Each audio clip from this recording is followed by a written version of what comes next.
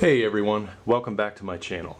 Today's lesson is something that I've been wanting to talk about for a while now, and it's about my previous work for ImagineFX. This was for a November issue of 2016, and the creature is called a Para Zerna. So why am I showing you this? I want to show you how to bring very oddball body shapes and bring them together so that the creature is actually functional when you design it. So let me just take a little stroll here. We'll go down, we'll go back up so you can see the whole body. Now you'll see a lot of strange shapes in here. We have a tentacle coming off of the chin. We have this really big fin coming out of the head.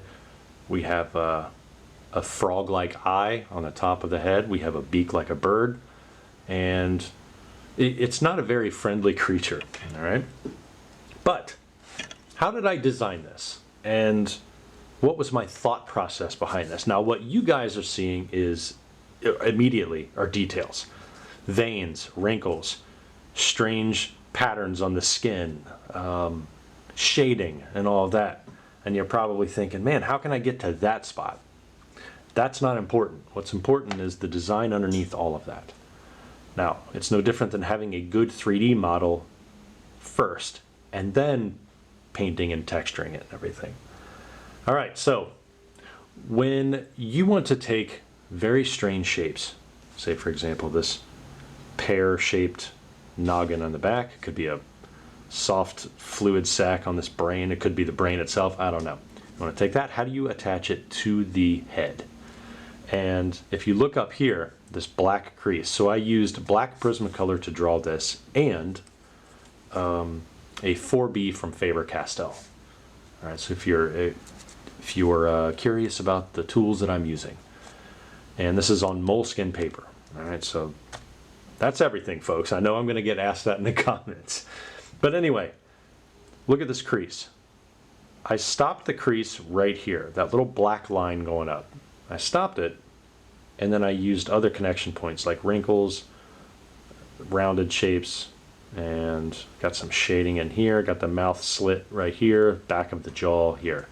Why did I stop it there? Because everything past that is physically connecting to the front of the head, this whole front of the head right here. That connection point, which is a lesson that I had posted, I believe it was last month, and I'll link that at the very end when the different videos pop up. But the connection point is huge.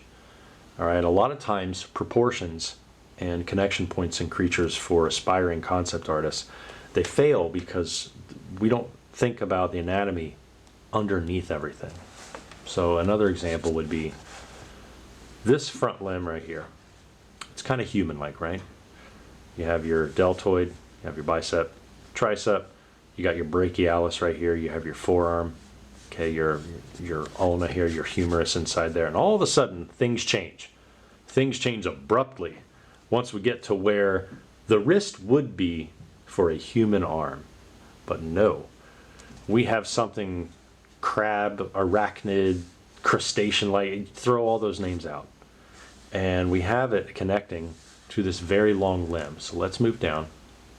Okay, and then we have it at the very end here.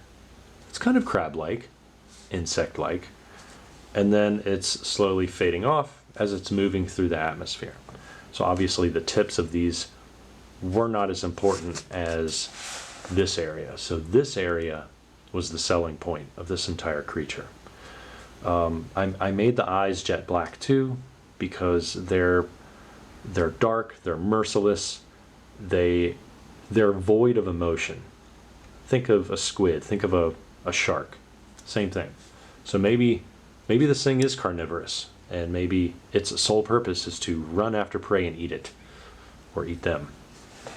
The other thing that I wanted to hint at, but not directly put detail on, are these extra limbs growing out of the chest. So when people first see this image, they don't really notice that. But there's some limbs in here, and they're faded off into the background. I use atmospheric perspective with that on purpose. And then, of course, you can see the back leg right here, kind of traveling through the mist quickly. I don't know how fast these things are, by the way. Probably like 30, 40 miles an hour. Why not, right? It's an alien. Okay, the other thing I want you to see here is, despite all the details and all those body parts that I'm talking about, the connection point is something that is, I think, a missed opportunity with a lot of creature designs. Look at this right here. This is where the foot would exist if it were just a typical quadruped. Okay, but we're talking mixing mammalian anatomy and then going straight into insect. So I looked at insect joints and I looked at the muscles of a mammal when it comes to quadrupeds and even humans and the forearms. And I just started juxtaposing them together. I started to stretch them out. Now this area is a big playground for anatomy that you could just make up on the fly. Let me repeat that, to make up anatomy on the fly. Underneath all of this, those of you watching right now, you can probably imagine that that is a joint. This is a joint. We don't know what it looks like, but we know it's functional because there's a breaking point. Okay, we know it's functional because we as humans have been seeing our own arms all of our lives. We've witnessed spiders, we've seen crabs, we've been to the zoo before. We know that things like this exist for insects. But since I'm drawing an alien creature, this thing does not exist in real life, but we need to make these parts functional. Another area that I want to talk about is the connection point where the tail starts from the hip. There's the thicker point right here, and then it actually tapers off. So I didn't want the tail to be the focal point. This particular creature doesn't need the tail for balance. So if you're a creature designer and you tend to put really long tails on your creatures, think about why you would need that long tail. Maybe it wouldn't need that long tail. So this thing can keep balance without it. So it doesn't need a very long one. All right, so let's jump over here and I can help you doodle if you want to start off with your own creature and make some odd shapes. All right, so let's do a face or a head in side view. Okay, now before we put in any kind of details or anything that similar to what I did for the Para Zerna, let's just make an interesting outline. All right, there we have it. Very strange shape. We'll darken it just a little bit so you guys can see this. Very strange shape. Would it be a bird? I really don't know. But the next thing that I like doing is figuring out where the eyeball is going to go. So let's do something fun. Why don't we put the eye way up here in the front? This is going to be really strange. So it's going to be like a frog.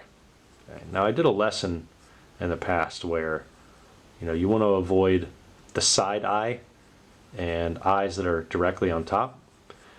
That just depends on the species that you want to draw. Okay. So we're going to put this eye on the top, but we're going to have some fun with this one. So the shape right here, we're going to put the mouth crease in here, and then we're going to put the mouth way in the back. This is going to be very odd, but in a fun way. Okay, so now that we have that, where can we go with this? Look at all these strange shapes. So we have a crest in the back. It's kind of like, almost like a duck bill, but backwards. How would it connect to the back of the head? I'm actually liking the fact that it's just getting fatter and it's connecting to the rest of the jaw. I want to accentuate the jaw muscles here. Maybe this is a very strong jaw, almost like a pelican, right? We got the pouch underneath, so if it wants to do some fishing by swimming over the water, it can do that. And the other thing I'm noticing, I don't think that these set of eyes are going to work. So look at the Para Zerna real quick. See how I have this hard eyebrow structure going around it? There's not a lot of space in between there. All right, because this huge nose right here, this is the nose, and then we have the fin coming off of the nose. So for here, I want to make sure that this pops off, okay, that there's bony structure, so there's a skull behind that, underneath it. All right, because we have to have the eyeball itself sitting inside the skull. So there's going to be a little brow ridge right there. All right, and then maybe this one will have a fin going in the back also. Okay, so once we have that, fun little dynamic shape here. Make sure it's aerodynamic too. Maybe this thing runs super fast and it needs it. All right, we have that. Boy, this thing looks strange, huh? I don't really like the fact that there's those two eyes, and I think I mentioned that before. So why don't we put an extra set right here, but they're kind of like a lobster eye, kind of popping off here, and it's coming off of the head.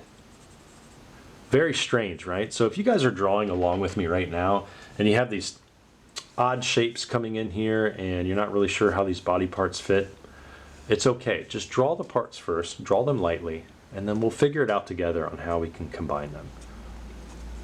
And a lot of times when you draw these things, you don't get ideas until later. So, or you can carry on with that idea at a later time, but your initial sketch, it's kind of iffy, right?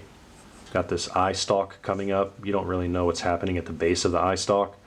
But all of a sudden, once you start drawing more of the head, you're like, oh, maybe I'll just fatten it up at the base here to make it look like there's enough bone structure to hold that eye stalk. And we'll put the other one in the background, because perspective is very important. Right, like this. All right. Now, this is my thought process, everyone. Everybody's thought process is different when sketching creatures. And I applaud you if you have a specific way that you like doing it. Maybe you don't agree with mine. Maybe it's too frustrating. I get it. And then those of you that are following along with me, maybe you're having a little breakthrough. That's awesome. Comment below. I read all the comments, and I try to help you as best I can. So I'll give you suggestions if you're really struggling. I see a really neat opportunity here that I didn't see before, to have the nose slit, lay almost horizontally right there. Now, how cool is that? We have a main set of eyes right here, and maybe a second set right here that looked like the nostrils, but these are the nostrils. So there's eyeballs at the front of the head. Very, very weird. Okay, there we go. All right, also, if you're finding this helpful and you're really interested in creature design, you really want to take your skills to the next level, or you feel like you lack design skills, I run a Patreon. Check the link in the description below, and you not only can join for free, there are 3 tiers that I have too. So the third tier being the live sessions that I'll do every other week, and I also do deep dives into anatomy lessons and client work that I don't show on my YouTube channel. So if you're really passionate, really serious about creature design, definitely check that out. You can join us. You can join as a free member too if you just want to hang out, see how I operate. Maybe join a tier later on. I also run a mentorship at bobbyrebholz@gmail.com. You can email me for more information on that. Join our Discord, Creature Design Workshop Discord. It's so much fun. We have competitions every single month for creature design based on brief, and you know, everybody's there to learn. Okay, now I'm starting to combine these lines. This is exactly what I did, everybody, for this one. So what I was doing is, when I was drawing this Para Zerna, these large shapes started to come out. And I'm like, how am I going to fit, or how am I going to connect these and make it cohesive? So one line happened after the other. So for this one, I drew the line for the mouth. And that gave me an idea to make the top of the skull concave. And by doing this flat surface, it gave me an idea for the nose. And my ideas just started playing off one another. So I know it's frustrating if you feel like you can't come up with this stuff. You know, I get comments a lot on my videos about, well, you have to have knowledge of anatomy already in order to come up with this stuff. And I'm going to admit, it is true to an extent, but you can't have that be an excuse. So my suggestion to help that is to pick one animal species per week. It could be anything. It could be a wombat, it could be a vampire bat, a beetle, I mean, a leopard, whatever. Start on a Monday, you end it on a Sunday. Each day, go online and Google high-res images of anatomy for those animals. You could do bone and muscular sketches for them, and just compartmentalize it.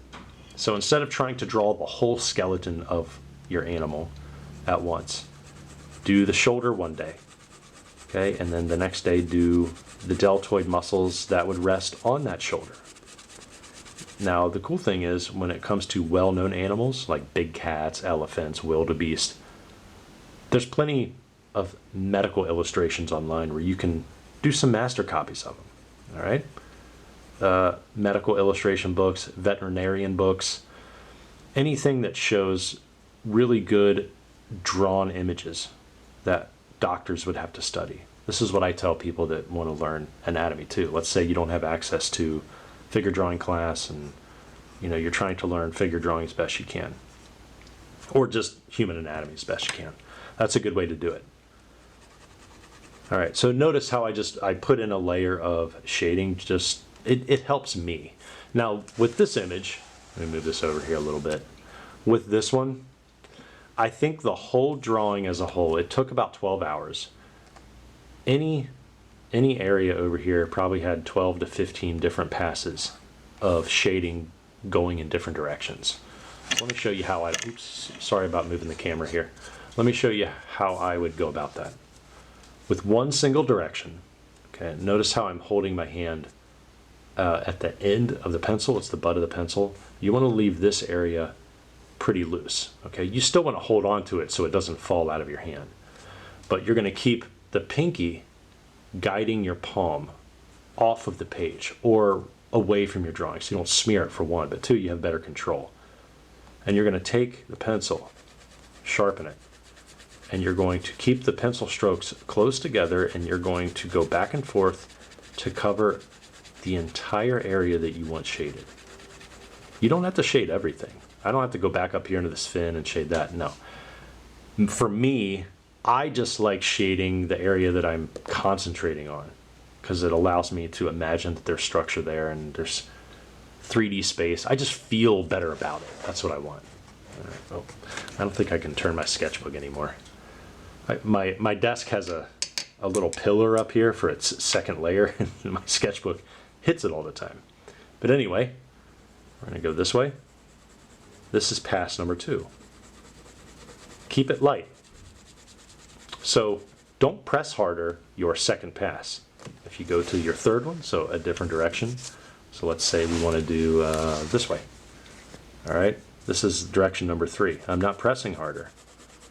But what this does is these new pencil strokes are filling in gaps that the 2 previous passes did not do. So 3 passes tend to have a really cool effect. This is how I built up that drawing. And it's a good method to do. And also, when you're combining these shapes, make sure that you get at least a rough outline, just very light outline of muscles, tendons, ligaments, random lumps, wrinkles of how these body parts attach. Okay, so this strange little brain piece in the back. All right, what's going to happen inside there? That's an interesting spot. So let's put some shading in on that. Right, like this. Just very light, and I'm going to stop. Notice how the pencil strokes kind of go outside of the lines that I drew the, well, I'm not trying to treat this like a coloring book. It doesn't matter if they go outside the lines or not. All right, this area is very important. It's a focal point. So let's shade that in a little bit more. Notice how it's not getting darker per se, it's just becoming fuller. That's what you want. Now, let's put some wrinkles in on top of that shading. Okay. How would this brain structure grow from that back of the head, or from the back of this head? Think about the way that the skin would need to follow that.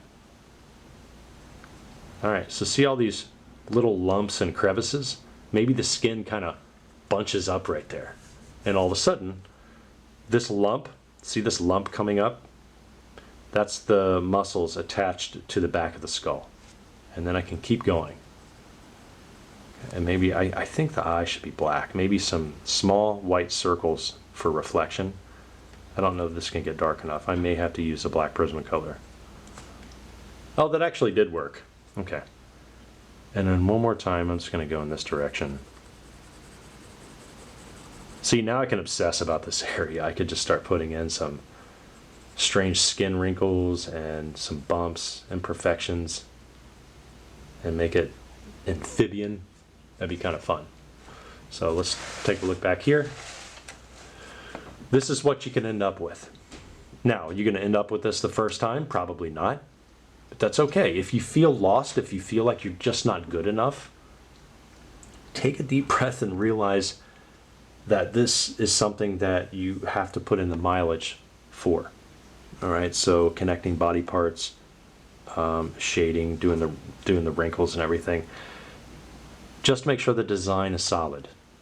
That's all you need to do. Secondly, I forgot to tell you this. Why do I use black Prismacolor? So I can do this. See that, how it's not smearing? I haven't even sprayed this. There's no fixative on it. It's just black Prismacolor, which is a colored pencil, and it's wax. So the wax helps keep the graphite down. So you combine both of those and you have something truly unique and smooth looking. All right, black Prismacolor pencils and 4B Faber-Castells. You can get they're affordable. You don't have to use Faber-Castell either. You can use something like Derwent, Tombow, Ebony, even Prismacolor Verithins, but I don't think they have the B's in Verithins. I could be mistaken. Comment below also about your materials. What are you guys using for your drawings? You know, I would love to figure that out. Maybe there's some new brands that we don't know of yet. So I know in certain countries you can't even get Faber-Castell and others. So just let me know. All right, we keep doing this, and we're going to have something truly unique, everybody. So remember that section point that we had in there. Practice that. A little connection point. All right. So I'm hoping you had fun with today's lesson. If you have questions, comment below. You know, message me on Discord too. I'll be happy to help you. This is how you build strange shapes. And hope you had fun. Till next time, peace.